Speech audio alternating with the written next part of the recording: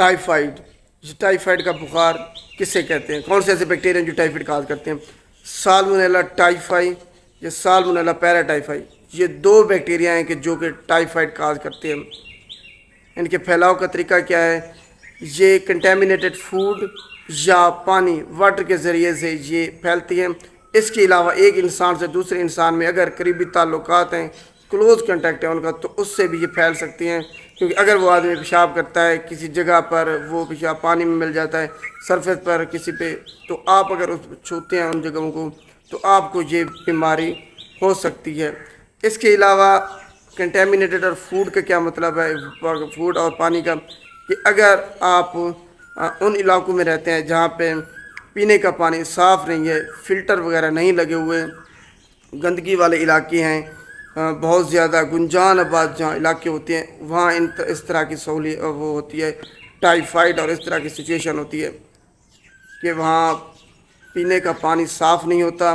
اس کے علاوہ اگر وہ پانی جو کہ سیوریج، جسے آپ سیوریج کے پانی اور پینے کا پانی شامل ہو رہا ہے کہیں، تب آپ اگر وہ پانی استعمال کرتے ہیں پینے کے لیے، تب آپ کو ٹائیفائڈ ہو سکتا ہے۔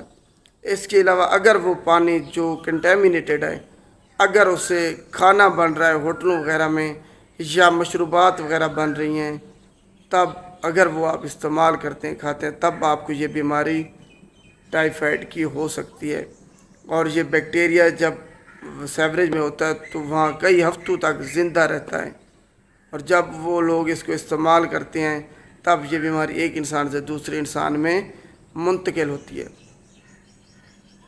اور جب ایک دفعہ آپ کا بیکٹیریا سے ایکسپوجر ہوتا ہے سالمونیلا ٹائیفائی سے، تب وہ 2 سے 3 ہفتوں کے بعد آپ کو علامات ظاہر ہونا شروع ہو جاتی ہیں۔ اب دیکھتے ہیں کہ اس کی علامات کون سی ہیں کہ آپ کو پتہ چلے گا کہ آپ کو ٹائیفائڈ ہے۔ آپ کے پورے جسم میں درد ہوگا، آپ کو 103 سے 104 فارنہائٹ پہ بخار ہوگا، فیور ہوگا، آپ کا کھانا کھانے کو دل نہیں کرے گا، بھوک آپ کو نہیں لگے گی۔